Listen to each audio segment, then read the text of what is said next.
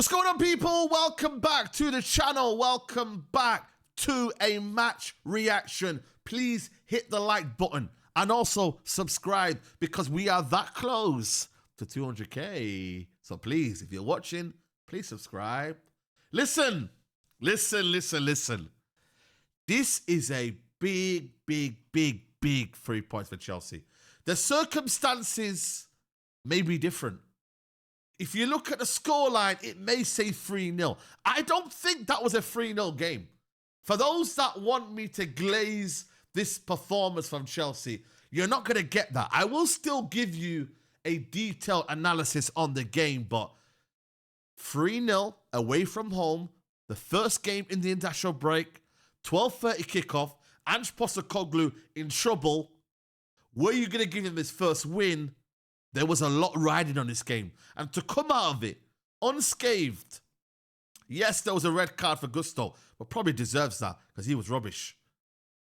3-0, after international break, top four, you can't ask for more.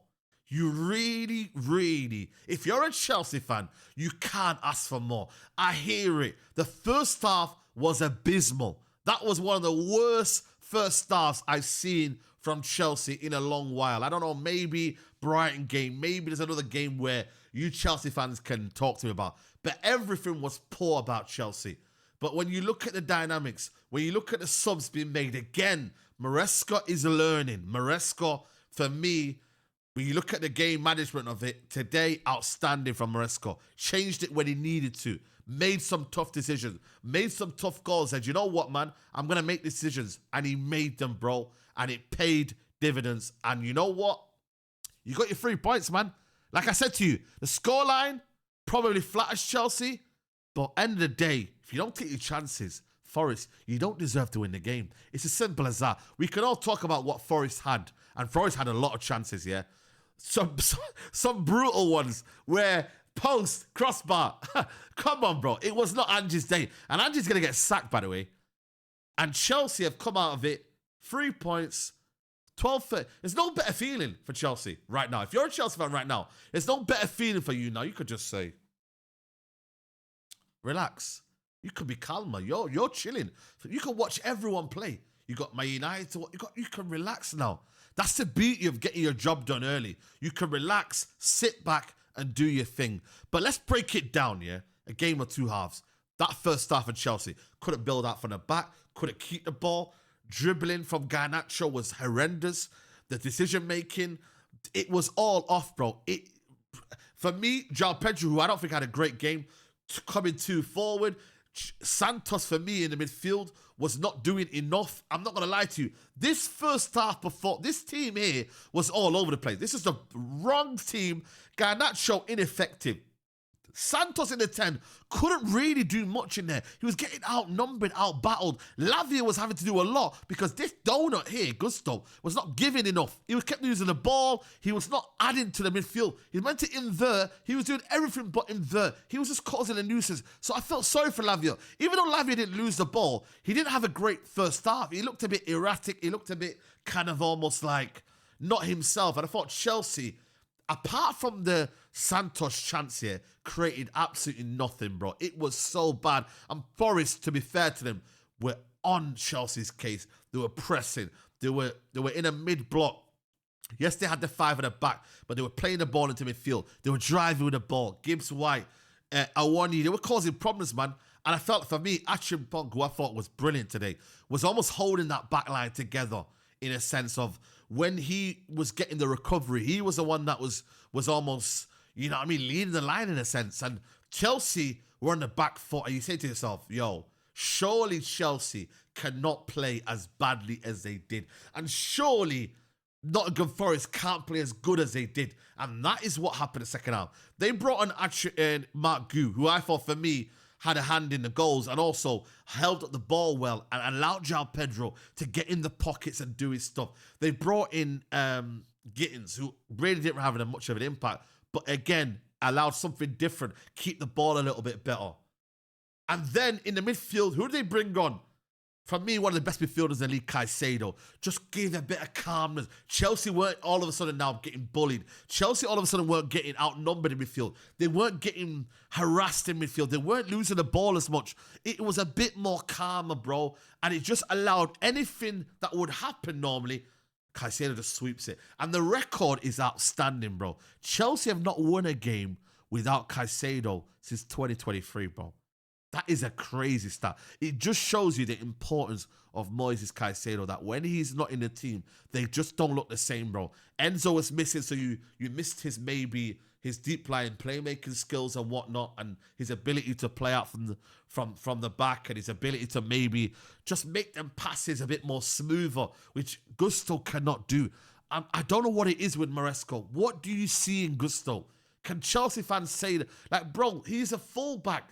He's not a midfielder. Yeah, he can do the odd game where he can play out and he can do some things, like Liverpool game where I thought there was a few moments where I thought, yeah, cool. But I'm sorry, man. He lacks discipline.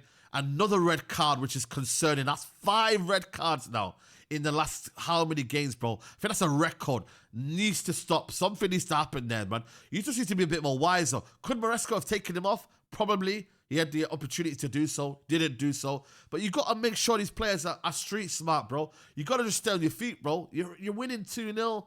Stay on your feet, bro. But listen, they got the goal and a brilliant cross from Pedro Neto. And Achimpong, bro, brilliant header. And Chelsea got the lead. For me, Achimpong was superb, man. Recoveries. This guy's a young player from the Cobham Academy.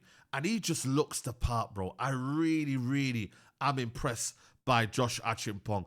Good on the ball, quick, plays out from the back, very assured, very tidy, very calm, very measured.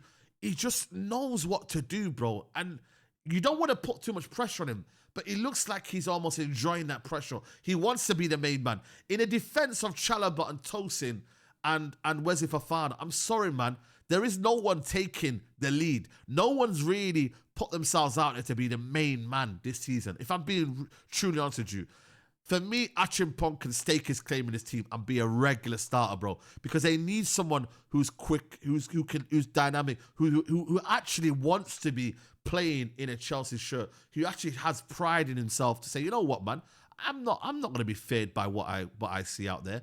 Listen, I 1 year was difficult. But he kept with him. He kept with him. And he did his thing. So for me, Achimpong, I have to give him his plaudits. And for me, it was a very, very good performance from him. Second goal comes in. Mark Gui gets past the defender. Free kick. And I'm sorry, man. Sells, who had a horrendous game. Sells was awful. Horrendous performance. Pedro, now, he should do better, bro. I'm sorry, man. You should be doing better. It goes past him. And it's 2-0. And Chelsea then, you look into yourself, they're on the ascendancy. Can they get more? Fair play to Forest. They tried. They had a chance with Nico Williams. Must score. They had a chance with Hugo Jesus. He is so unlucky. It's not even a must score. Hits the bar, hits the post. Chelsea had to ride their luck. They did. That's what I'm not saying. This has been an amazing performance from Chelsea. It's far from that. But it's about getting a job done. And that's what Chelsea did today. And like I said to you, Forest, they huffed and puffed.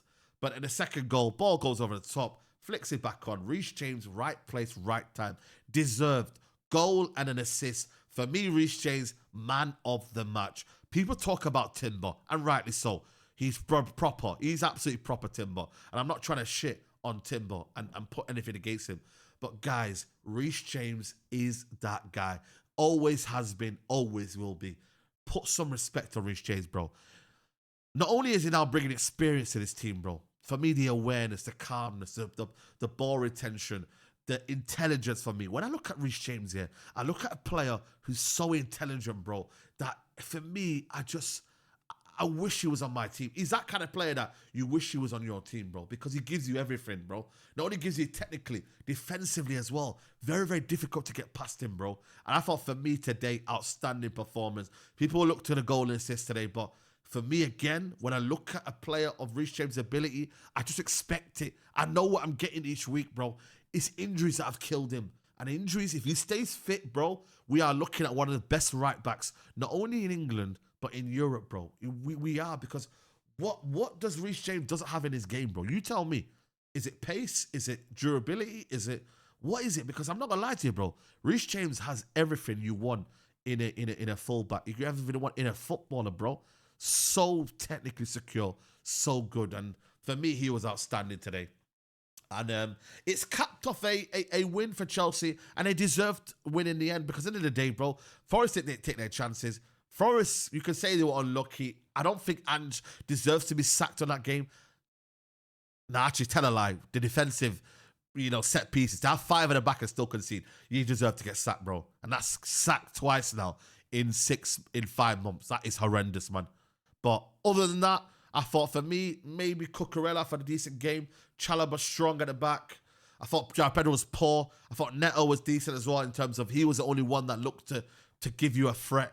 But all in all, big win for Chelsea, man. 3 points, 3 goals, and it takes them to top 4 for now, depending on what happens in the Palace game and the Bournemouth game. But let me know what you guys think.